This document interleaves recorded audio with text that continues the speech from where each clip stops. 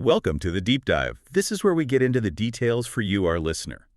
Today we're exploring the latest from Nepal, pulling together insights from various sources, really focusing on what's relevant for the global Nepalese diaspora. Exactly. And our mission today is to really boil down the key information from the latest Nepali Diaspora Digest newsletter.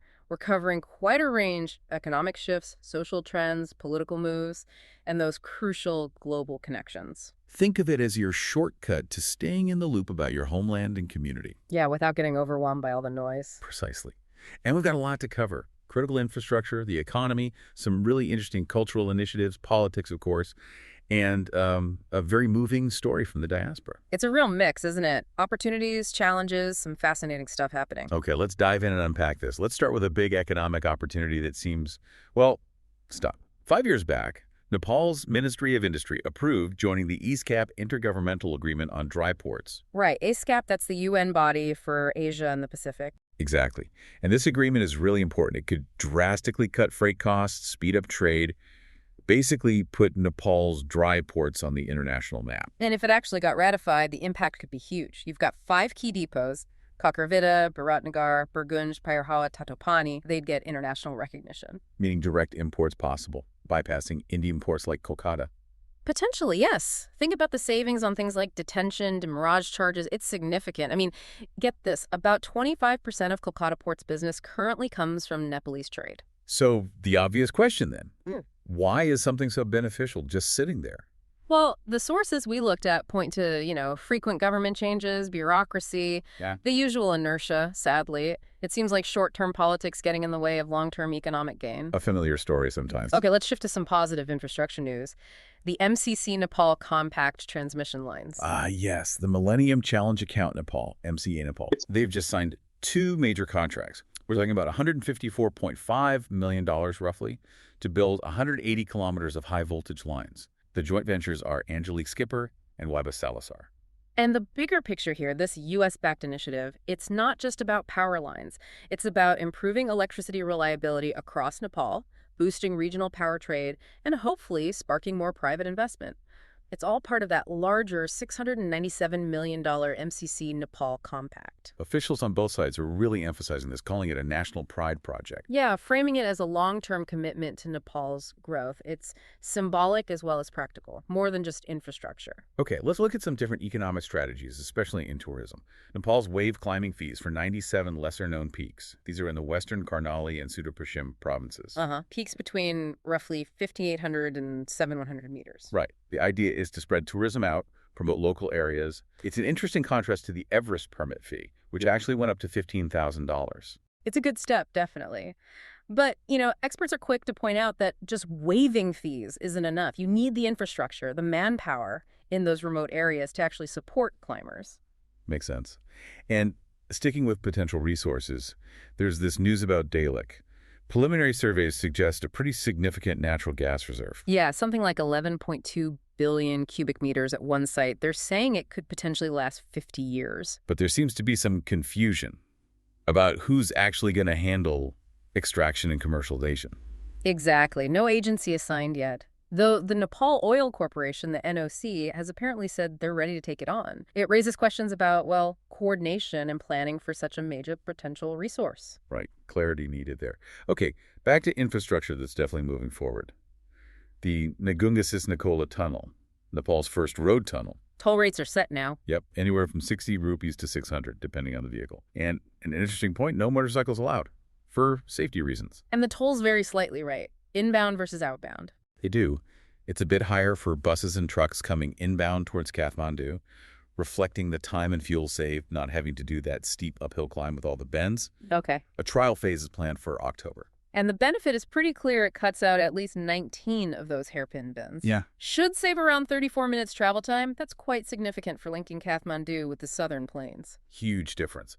But it's not all smooth sailing infrastructure-wise. There are still these public complaints about power cuts. Yeah, even though the energy minister and the NEA, the Nepal Electricity Authority, deny any formal load shedding. So what are they saying is causing the disruptions? The official line is Technical faults, infrastructure limits, and also increased demand, especially with higher temperatures and farmers using bore wells more because of less rain. But there's maybe more to it. Well, interestingly, an anonymous NEA official apparently admitted there are real issues with local distribution networks and also public obstruction hindering the construction of new high-voltage lines.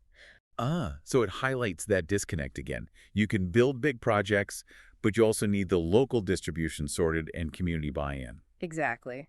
It's not just about the main arteries, it's the last mile delivery, too. Which kind of leads us to think about foundations beyond just physical infrastructure, like cultural heritage. There's a really interesting development with the Himalayan Art Council, the HAC. Oh, yeah, the digital certification for Thangka and Papa paintings? That's the one. It sounds quite innovative. It's designed to protect these centuries-old traditions, guarantee authenticity, boost the value of Nepalese art internationally. And get this, it could even allow artists or their families to get royalties from secondary sales. That's quite forward-thinking. How does it actually work? Well, it tackles that long-standing issue where Nepalese art is often undervalued internationally because it lacks trusted provenance records. This system provides a secure, unchangeable digital record alongside a physical copy. Like a digital fingerprint for the art. Kind of, and it follows international museum standards. Yeah. The hope is this gives diaspora collectors, real confidence to invest in their heritage. It's about trust and value. That's fascinating. And speaking of connections and culture, cricket seems to be playing a growing role in India-Nepal relations. It really is. It's interesting how it started, apparently introduced by Madan Shumsher back in the 1920s, influenced by the British in India, and now Now it's a major sport and a tool for public diplomacy. absolutely. India's been providing quite specific support. Minister Jashankar pledged help. The Nepalese men's team gets invited for series and training at India's National Cricket Academy. And support for the women's and U19 teams, too. Plus, some top Nepalese players actually develop their skills in India, right? Like Shakti Gauchan and Karan KC. Yeah, exactly. And what's really interesting here is that it goes beyond just sport. It's soft power in action. It builds these grassroots connections, fosters cultural exchange, maybe opens doors for sponsorships, youth development. A real cultural bridge. Okay, shifting gears to public services. Health Minister Priti Paudel has plans to get 55 basic hospitals operational across Nepal. That's ambitious. It'll need quick hiring of doctors, getting equipment sorted, smooth handovers. But the potential is huge. Decentralizing care, creating local jobs. Definitely something to watch. And for listeners who travel frequently, a practical note about Tribhuvan International Airport, TIA, in Kathmandu. Ah, yes, the immigration timing change. Right. Passengers are now asked to get to the departure immigration area at least 1 hour before their flight. And the reason is basically congestion, right? Especially during those busy nighttime peaks. Yeah, so if you're traveling, factor that extra hour in. It affects everything: remittance trips, business travel, holidays. Good practical tip. Now onto a civic challenge in the capital. Yeah. Street dogs. Kathmandu Metropolitan City has a plan to sterilize over 10,000 this year. Out of an estimated 19,000 street dogs, that's a significant number. They've allocated a 10 million rupee budget for sterilization, vaccination, and shelters. The main goal: reduce dog bites and tackle rabies. Which is deadly, but totally preventable. Exactly. But it's a tough challenge. Currently, less than half the street dogs are sterilized. And the problem's made worse by dogs coming in from outside the city, plus people abandoning pets. Yeah, apparently there are around 20,000 pet dogs in Kathmandu, too, so it's multifaceted. And the bite numbers are shocking: 350 to 400 people bitten daily in the valley. Wow, daily. And while rabies is preventable with timely vaccination, estimates suggest over 100 people still die from it annually in Nepal. So this sterilization plan is crucial. Hugely. And it ties into Nepal's goal, aligned with the WHO, to eliminate dog-transmitted rabies by 2030. It needs sustained effort, awareness, accessible treatment. It's a major public health push. Right. And finally, on a cultural note, Prime Minister Oli recently gave greetings for the Gai Jatra festival. Ah, Gai Jatra. A very unique festival, mainly in the Kathmandu Valley. It's the one commemorating those who passed away, right? Yes, it's an 8-day observance. It has this fascinating psychological aspect, helping bereaved families heal by showing that death is universal. It's a shared experience. And festivals like these, they're not just cultural events, are they?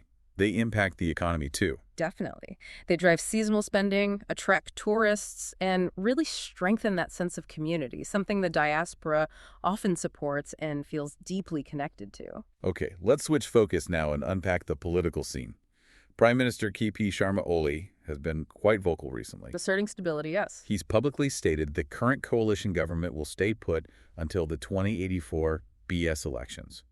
That's about 2027 Gregorian, for reference. And he's also pushed back against claims of political revenge regarding those high-profile cooperative fraud cases. Right, stressing judicial independence and telling lawmakers to avoid, as he put it, social media theatrics in Parliament. And why does this matter for, say, the diaspora or investors? Well, that message of sustained political stability, predictable institutions, that's absolutely key for building confidence and keeping development projects moving. But it's not all smooth sailing within the coalition, is it?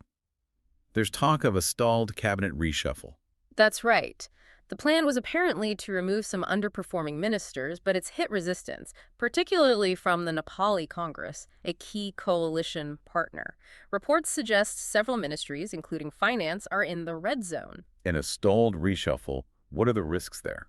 Well, you risk delays in budget decisions, slower reforms, just general uncertainty for important infrastructure and service programs. It really shows how those internal coalition dynamics can ripple outwards and affect national progress. Okay, rounding out politics. Diplomatic moves and local elections. PM Oli has some travel coming up. Yes, first to China for the Shanghai Cooperation Organization Summit, August 30th to September 3rd, and then a planned trip to India. Which will be his first visit to India in a year. So you can see this as Nepal trying to carefully balance its relationships with both major neighbors and maybe hoping to unlock some trade or investment opportunities along the way. And domestically, there's a by-election coming up. November 3rd in Rupande Constituency Number 3 for the House of Representatives. Parties like CP and UML are getting ready, and there's buzz about potential independent candidates too, like Om Prakash Oriol. He's currently the legal advisor for Kathmandu's mayor. And why keep an eye on these local races? Because shifts in local power, even from by-elections, can really influence regional development priorities. How resources get allocated, it matters on the ground. Okay, now let's turn to a story from the diaspora itself, a very poignant one. The plight of Bipin Joshi. Yes, it's heartbreaking. His mother, Padma, and sister, Pushpa, have actually traveled to Israel now to push for his return. Bipin's been missing for almost 2 years, since the Hamas attack on October 7, 2023, when he was kidnapped. And there's this element of incredible heroism in his story, too. His friend, Bipusha Adhikari, shared how Bipin apparently saved 17 lives during the attack by throwing grenades back. Just incredible bravery in that moment. The families made tearful pleas. They planned to visit the place he lived, where he was taken, meet his friends, get intelligence updates. It's a journey fueled by, well, immense hope and the need for answers. And Israeli officials, including Nepal's honorary consul there, Captain Nadav Ben Yehuda, have reiterated their commitment to bringing him home. It really throws a harsh light on the ongoing trauma for other Nepalese survivors in Israel, too. Like Vijay Rai, who, despite everything, feels safer and sees better economic chances there than back home. It's complex. Deeply. And this whole situation just underscores the profound impact global conflicts have on the diaspora and how vital that consular support and advocacy network is in times of crisis. It speaks volumes about resilience, but also the deep, enduring ties. So we've really covered a lot of ground today. Economic potential, infrastructure steps forward, cultural preservation efforts, the political dynamics, and these deeply personal diaspora stories. Yeah, it really shows how interconnected everything is. Staying informed means seeing those connections. Absolutely. And if you try to connect all these pieces, the policy, the culture, the personal experiences, it paints this, well, vibrant but complex picture. A nation changing, and a global community still so deeply tied to its roots. So maybe the question for you listening is, what development from this week stood out most to you, and how might it affect the global Nepalese community in the months ahead? Something to ponder. We definitely encourage you to explore more. Visit nepalidiaspora.net for the full newsletter, more details, and other resources. Yeah, dive deeper there. And for our listeners specifically in the UK, we want to give a shout out to belayet.uk. It's a great community platform, finding jobs, housing, events, connecting with local Nepalese businesses.